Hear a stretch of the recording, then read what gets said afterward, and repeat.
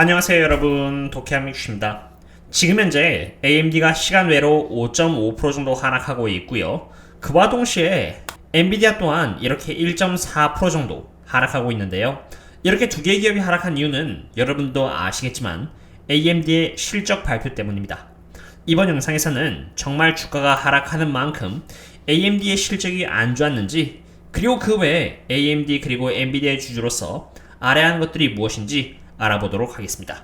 그럼 시작하겠습니다. 참고로 이번 AMD 관련 영상은 장투 예정은 함께하고 있는 멤버십 전용 텔레그램 방에서 리퀘스트를 받아 만든 영상인데요.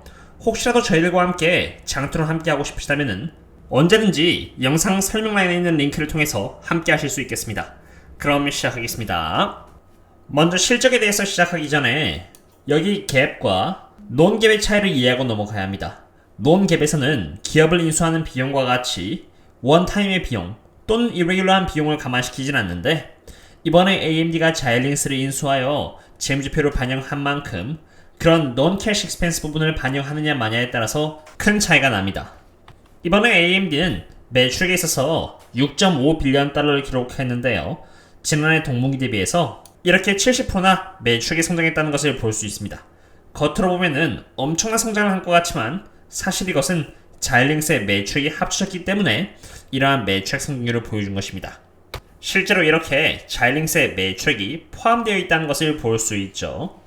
이제는 그로스 마진으로 갈 텐데요. 그로스 마진은 그로스 프로핏을 매출액 대비해서 보는 부분으로 46%의 마진율을 기록했으며, 이것은 지난해 동분기 대비 2% 정도 다운됐다는 것을 볼 수 있습니다. 하지만 이것은 자이링스에 대한 비용이 그로스 프로핏 안에 들어가 있기 때문에 이러한 실적을 보인 것이고요.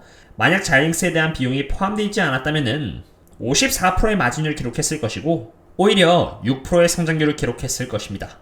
그렇기 때문에 실제 실적보다는 자이링스의 인수로 인해서 더 안 좋게 보이는 것처럼 보이는 것이죠. 그 다음은 영업이익입니다. 영업이익은 526 밀리언 달러를 기록했고요. 영업이익률로 따진다면 한 8% 정도의 영업이익률인데요.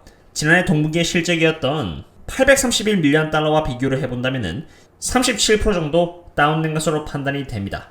그러나 영업이익을 도출하는 과정에서 영업비용이 있고 이 영업비용 안에도 자이링스의 비용이 함께 들어가 있기 때문에 영업이익이 줄어든 것처럼 보이는 것이죠.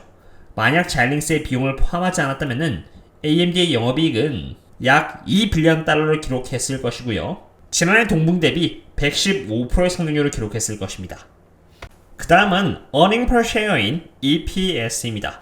earning per share로는 이렇게 0.27달러를 기록하면서 지난해 동분기 실적인 0.58달러 대비 꽤나 많이 하락했다는 것을 볼 수 있는데, 이것 역시나 자이링스에 대한 인수 때문에 이렇게 순이익이 논갭 대비해서 상대적으로 적게 나왔고요.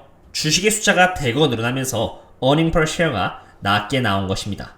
만약 자이링스를 제외시켰다면 AMD의 earning per share는 1.05달러로 지난해 동분기 0.63달러의 EPS에 비해서 67%의 좋은 성장률을 기록해 주었을 것입니다.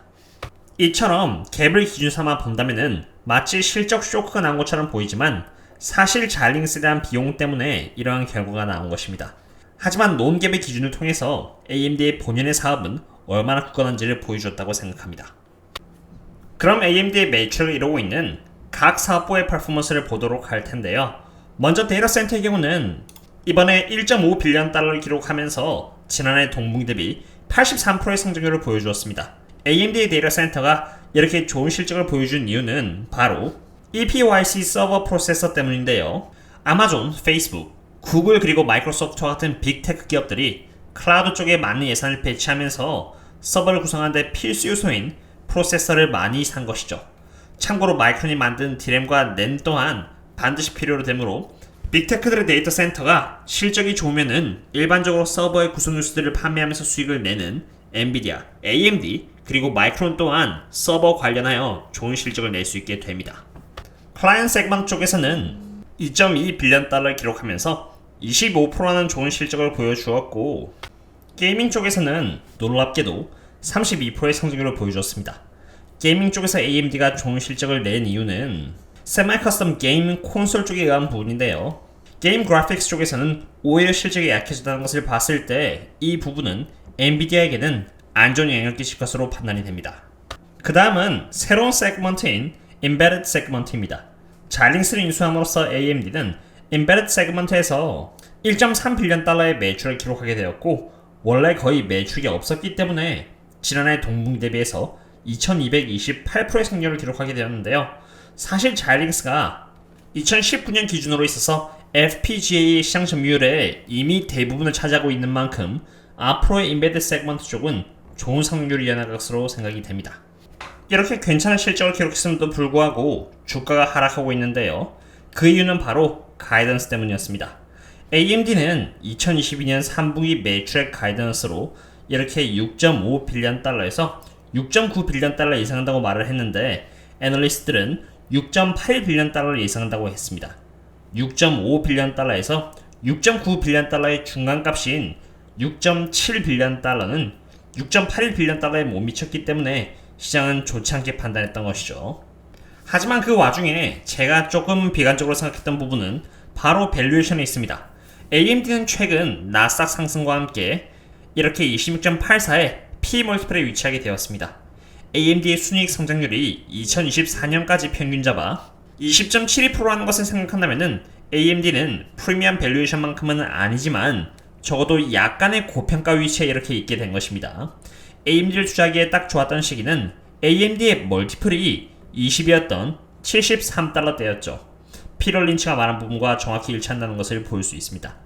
예전부터 말씀드려왔지만 기업은 하락하면서 특히나 이렇게 저평가 구간에 사는 것이지 오른 다음에 고평가 때 마음을 고쳐먹고 매수를 결심하면 이미 한 발 늦습니다. AMD의 실적이 좋다는 것은 다행스러운 부분이나 지금 현재는 AMD를 보수적인 개념으로 바라본다면 더 이상 저평가 지점에 있지는 않기 때문에 AMD가 저평가 지점에 도달함에 따라서 분할 매수를 하면서 평단가를 줄여나가는 게 좋은 방법이 되지 않을까 생각됩니다. 전혀 조바심 낼 필요가 없다고 봅니다.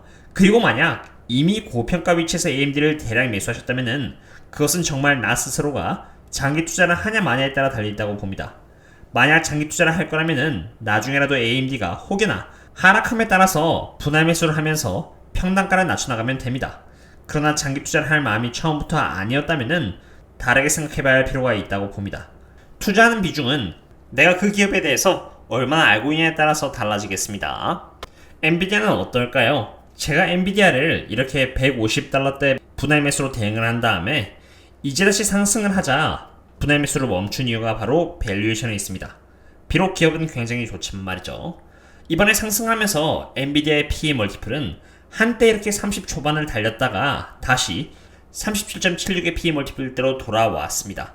앞으로 엔비디아의 평균 성장률을 감안한다면은 지금 엔비디아가 보여주고 있는 37배의 PE 멀티플은 꽤나 고평가를 받고 있다고 생각이 됩니다. 프리미엄 그 이상으로 말이죠. 그리고 한 가지 잊어버릴 뻔했는데요. AMD의 어닝콜에서 굉장히 도움될 만한 정보를 구했습니다. 애널리스트의 마크의 계산에 따르면은 데이터 센터의 사업에 있어서 인텔로부터 6.6%의 시장 점유율을 갖고 왔다고 했습니다. 자일링스를 인수 안 했다고 해도 6%의 시장 점유율을 갖고 왔을 것이라는 계산이 나온다고 하는데 이것은 2005년 이후로 가장 높은 시장 점유율을 상승률이라고 평가를 했습니다. 이것 하나만 봐도 AMD가 최근에 얼마나 잘해주고 있는가를 보여주는 부분이라고 봅니다. 오늘은 이렇게 AMD와 엔비디아가 하락한 이유에 대해서 알아보았으며 밸류에이션만 아니었다면 실적치고는 조금 과한 리액션이라고 생각이 됩니다. 밸류에이션 부분은 장투를 하면서 분할 매수를 하다 보면은 보완해 나갈 수 있을 것이라고 생각이 됩니다. 참고로 장투하는 게 말이 쉽지 생각보다 쉬운 게 전혀 아닙니다. 마음만이 장투를 한다고 해서 장투를 하게 되는 것이 아니라 실제로 그 기업에 대해서 정말 제대로 파악을 하고 있어야 하기에 AMD를 대상으로 장투를 하고 싶으시다면 적어도 기업의 어닝콜은 다 읽어봐야 하지 않나 싶습니다. 오늘의 분석은 여기까지 하도록 하고요. 그럼 다음에 또 다른 기업 분석 찾도록 하겠습니다. 그럼 다음에 또 만나요. See you later.